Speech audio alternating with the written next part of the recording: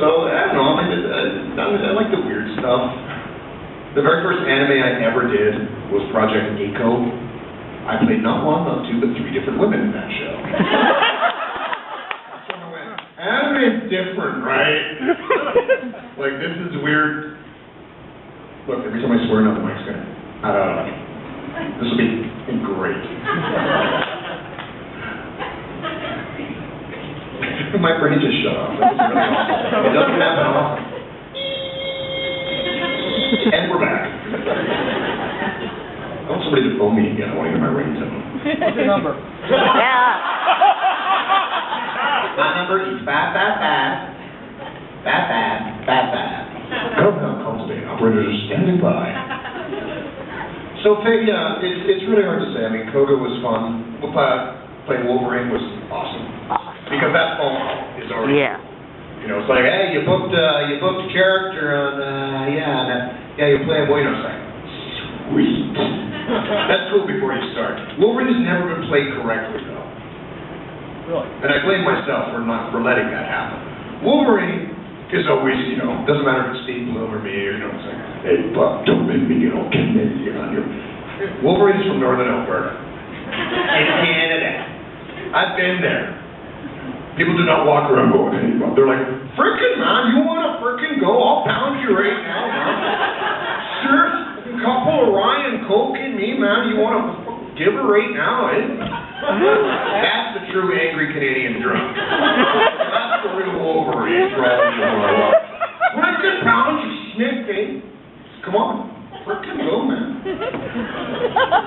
Shake you right in the... You should do a version of that. I really wanted to. Stan didn't think it was that good of an idea.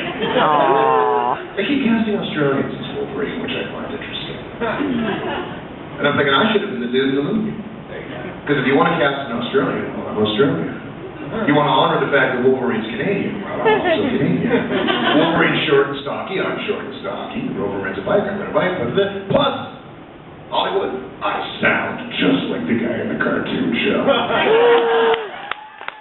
They wouldn't let me even be in the movies, which they shot in Vancouver. They went, no affiliation. I'm going, dude, I just want to be a waiter, just so somebody can go, you don't know what you eat, it's Dirty Jackman, it's got to be no. Aww. But I'm not bitter. I swear to you, I'm not bitter. After a part in the Avengers, that's fun. I wouldn't let me in the Avengers. I just did an episode of Psych. That was fun. Really? Yeah. Nice. Oh, did I say that out loud? Yeah, it was kind of a big deal. It was like their 100th episode, I think. Really? And I got to work with some comedy legends in that.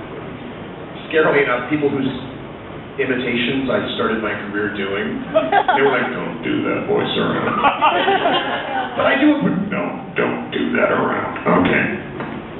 I sound like my performance in the background.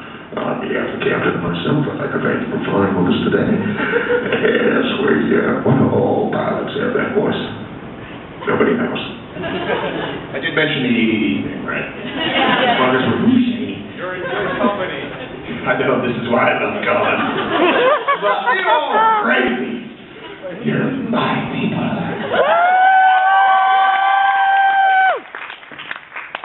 So, are there questions? Otherwise, I'm just going to freestyle up here. Yes? What was the first voice acting? My very first gig I ever got was a thing called The New Adventures of He-Man. Nice. And I went, it's just like, oh my God. One of the first auditions I had to do was like, seriously, I have to say this? They're like, yeah. I'm like, but, it's like, okay. Our greatest God, I have the power!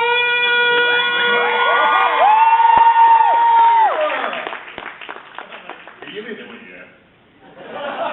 So I broke out. That was my very first day ever working in the studio, doing cartoons, my lifelong dream.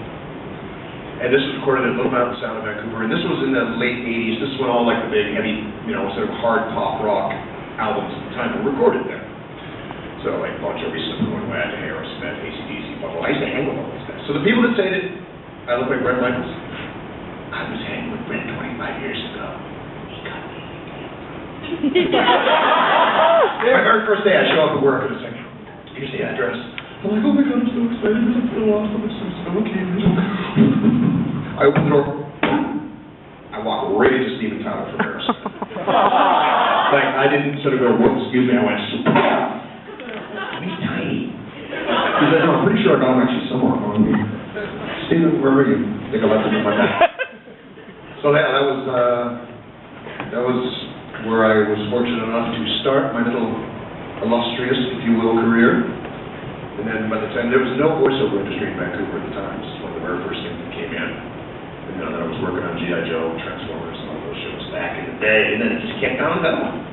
Then anime came in, things got really weird. Now that, video game, cartoon, all sorts of stuff. I play games a lot, so it's weird if I play a game that I'm voicing in. Yeah, the Warhammers. I played Dead Rising 2, actually. I was going to play it. It's a great game. And Brad Swale is unbelievable. Game is slapping. But I was Chef Anton. And, I'm sitting there going, okay, this is weird, because I'm having a really tough time killing myself because I keep trying to kill me. This is all getting very quantum in my head. So it's a ridiculously fun way to make a living. It's indoor work with no heavy lifting. And a lot of times we don't wear pants. Gotta like that. Free and breezy. Just saying. Christian? Oh, see, now it's starting to happen. See, now I feel this pressure. It's like, who do I choose? What do I do? I'm going to get to everybody, so I promise. So I'm going to be that guy that points and goes, yes, you. Have you ever been offered by Disney or wanted to do something for Disney? I've done a lot of stuff for Disney. Like I said, this is on that list of things that, I've done. Oh, God, what shows have I done for Disney? I do a lot of stuff for Warner Brothers, a lot of stuff for Disney, a lot of stuff for, although Disney could be a thing company to work for. Oh, God, you know what? Hopefully I will come up. There's this thing called Karaoke Yummy, which was really weird, but it was, that was Disney affiliate. I mean, I haven't done their big feature stuff. I'd love to, of course, but then, excuse me. It's good stuff. I keep in this weird reference like, dude, the next Transformers movie is going to be based on Beast Wars. Really? No. I keep doing that. There's a dude, and I met him recently. Actually, I met him at the con I was at in Chesterfield. And he's the one that put up a trailer. And it's really well done. He actually did, and he's good. He's a very up-and-coming voice actor. He does all my shit like better than I do. So he cut together this really pro-looking trailer for, the new Michael Bay Beast Wars. And he just took a bunch of footage from, like, King Kong and stuff and cut it together. And it's like, and people all over the internet like, oh my God, are you going to be voiced again? It's like, no, it's Hollywood. They're going to get Justin Timberlake to be my character. It's Hollywood, kids. I have done voice work in some very big projects, but you'll never hear it. Because a lot of times when they want the big celebrity name on the box, they hire the big celebrity. And the big celebrity couldn't act their way out of a big bag. As far as cartoons go, it's a different art form. So a lot of times they will hire someone like me to go in and do the whole performance, and then they sit them down and go, okay, pretty Hollywood person, listen to this line 15 times and then say it just like that. That's sometimes. Pixar never does, which is why Pixar films are great, because they cast well. Sometimes they just anyway. I'm going off on a bit of tangent. When I get angry and I turn into Seinfeld, what's the deal with that? All right, any other questions? Seinfeld ever done that identified? Yes? In shows where you voice multiple characters, you're talking yourself. I talk to myself all the time. Even sometimes fun. What more? Yeah, what are you going to do about it, Dino Boo? I'm going to take you out the old-fashioned way. When we were doing Beast Wars, everybody, would go like, oh God, Scott's got one of his scenes. We're going to go for coffee. And I would usually record them all, one pass. The great studio joke is, make sure you don't overlap. I get a little confused sometimes. Because there are shows, I did a show called Bucky Order and the Toad Wars years ago. You did not watch it. Where I played like 12 characters on it. And, every now and then I have to go, okay, hey.